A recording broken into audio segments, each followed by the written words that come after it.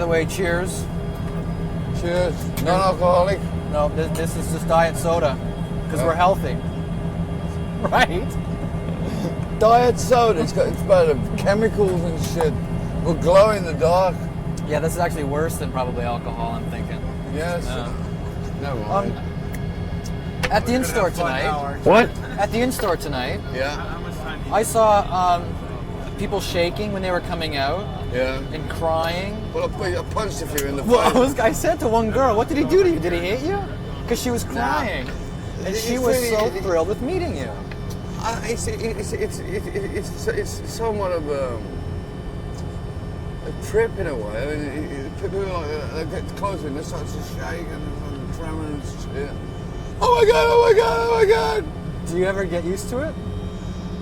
Well, it kind of reminds me what I do. It's a certain amount of responsibility being who I am. I mean, the success that I've had. I don't realise the mania behind it. I don't understand. And mind you, I saw my hero this morning, Paul McCartney, at the Howard Stern show, and I've waited like a good 35 years to see him. Now, the way when you met Paul McCartney today for the first time, he was great. You were a fan. But I tell you what, I've been in his company a lot in the past. I've been on the same plane as him. I've stayed at the same hotel as him. But I've always kept my distance because I didn't want to invade. I didn't want to invade on his privacy. Right. I know what it's like when I'm flying. Somebody comes out trying to talk to me and we'll get. I just want to be left alone, you know. Or if somebody who comes up and says a polite hello, but you know, it's obvious that he didn't want to be. So Linda was alive when I was in. I don't think Linda was too happy with me with the animals shit. I think they got the thing about the bats and those. And she was really, what I gather, was a really staunch and anti-cruelty to animals. And I suppose that was something that wouldn't surprise me. But today, I met Paul McCartney, and he was better than my wildest dreams. Sometimes I want to meet people, and when I meet them, I'm so terribly disappointed because I had a picture in my mind what they're going to be like, and they're nothing like the picture in my mind. And I go, "You silly cow." That didn't happen with any of the people that met you today. I think every one of them were left with the impression that they wanted to leave with, and that is, Ozzy, he's right on.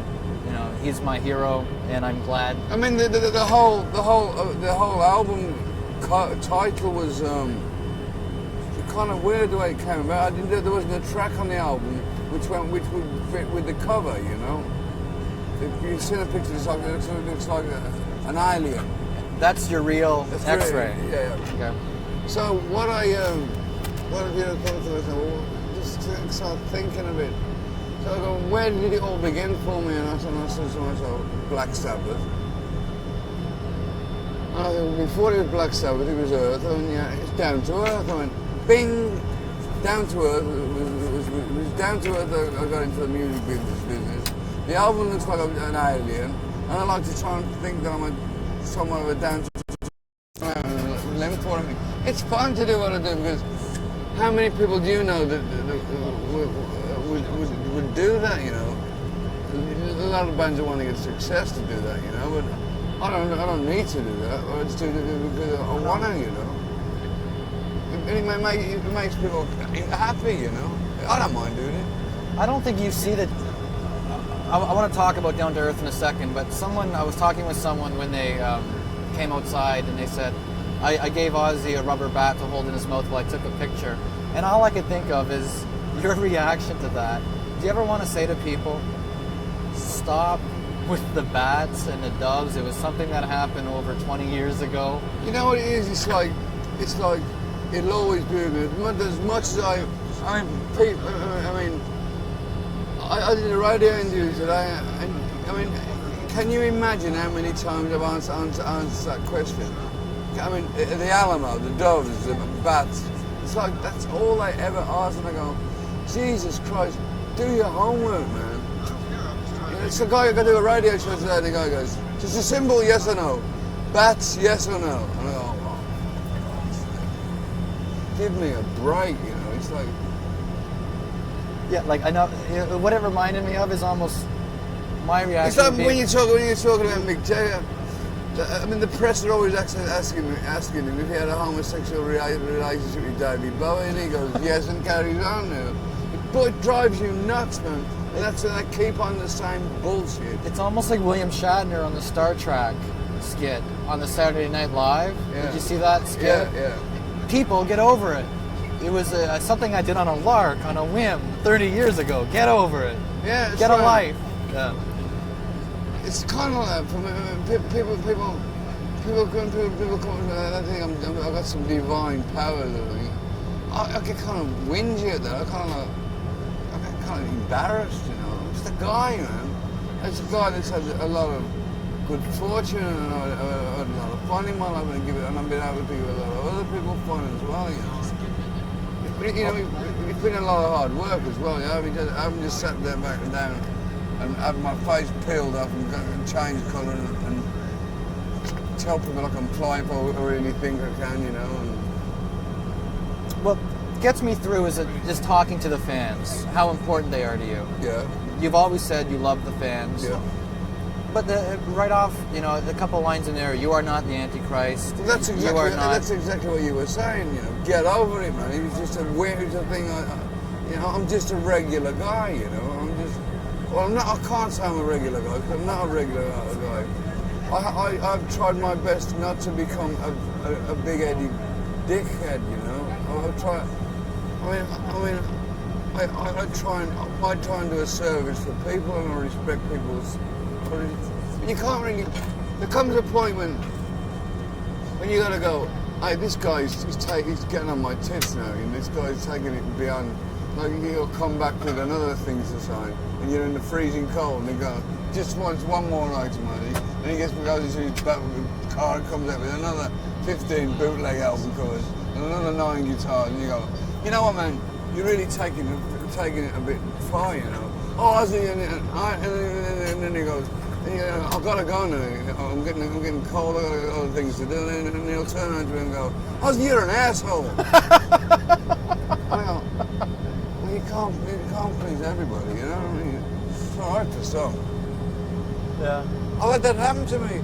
I remember one time, it was pelting down with rain, and I was coming out of the hotel, and I was getting on my bus, and the bus was parked right in the middle of the car park, and it was tipping it down with rain, and there was a wedding reception in the bar. And there was this woman out of her tree, drunk, slumped up the wall. And she, Ozzy, man. And I go, yeah, keep on drinking, you'll be fine. And she goes, I better not, you know. And I was just got ready, I thought, right, I'm just going to run across the car park and get on the bus. And I'm going to go for the bus. And she goes, you're an asshole. And I'm running across to the bus, and my conscience gets to me and goes, it would never hurt you to stop and sign that. Go back. So now I'm running back from the bus, and I'm absolutely soaking with it. She tells me to go screw myself, and I'm a dick, and cursing me. And I go, I'm absolutely soaked to the skin. And you can't win, you can't always win. You can't always make the right decision, you know.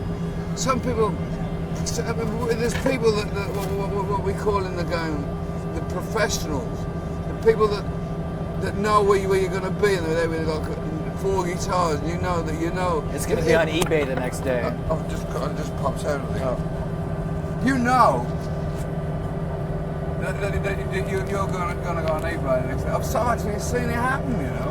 And but if the guy was just saying to me, like, look, Ozzy, I'm out of work. If you put your name on this, I can sell it for $200 more. I need the dough. I can explain it, but they give me this cock and bull story and tell you a load of crap, you know. Yeah. You know, I don't like people lying to me, you know. And inevitably, it's a fan that's going to buy that. And I mean, if he was telling, I mean, when they come with these football cards with my picture on, you know they're going to go on eBay. Yeah. You know the guitar. I mean, the stupid thing is, I don't play guitar. If it was a microphone, I could get it, you know. That's true. What the hell? I'm waiting for the day that guy goes with a double kit of drums. or a set of clarinets or something. Or bagpipes. That'd be good, wouldn't it? I was designed by Ozzy Osbourne, bagpipes. Well, you are a human being. Yeah. With feelings. Yeah. But for years, from parents, from church groups, protest groups, you're everything from a Satanist to a psychopath. For years, you've had to hear that. Yeah, but you know what? Before me it was Alice Cooper, then it was me. Now it's Marilyn Manson. They've always got to have someone to point them. I mean, we are to them a living. I mean, which would you rather go to, an Ozzy Osbourne concert, or go and stand in a building and an aeroplane? Which is more evil to you, an aeroplane flying into a building or an Ozzy Osbourne concert? That's what you call evil. People that do cowardly sorry, No, that's you're right. People that do cowardly acts like that's disgusting. I mean, the whole thing about the World Trade Center, which I can't get out of my head. It's like I say, if I was to say to my wife Sharon, I'm going to do an install on this, Sharon, and then I never see her again. And there's no closure because I haven't recovered the bodies yet, so I can't have a funeral and have closure. So the thing, they've got to wait and it'll come out. So to them poor victims, there's no closure. They just say that and their husbands or wives or daughters or sons haven't come home from work for 2 months. And you know, it must be awful for the... How prophetic were the lyrics to Dreamer? That was written well before. 2.5 years ago, I wrote that with a guy called Marty Friedrichsen, who wrote for Aerosmith, and also Mick Jones from Foreigner. And Mick Jones and I go back many, many years. He's a great friend of mine. He's a very, very talented man also. And we actually, I probably remember right, Mick may disagree with me, but I think we went into the studio to write a rock song, and Mick started playing these beautiful chords, you know, and I just came up with the melody. I mean, we wrapped the song up in a few hours, you know. That's sometimes you can go with a writing team or with a band or whatever for weeks and not come out with anything. It's like, you know, what it like when you go fishing. Sometimes you go with your fishing pole, you can set your oil up, put your hook in the water, you catch a fish in the first 5 minutes. And other times you're there all week and you go, what's the matter with you? You're not doing anything different, but nothing happens, you know. It's just like that, you know. Sometimes you get a big... And when we got Dreamer, I knew. I look at my arms and my head was getting goosebumps. I go, that's a winner. That's the way I judge a song. If it turns me on, I like it, you know.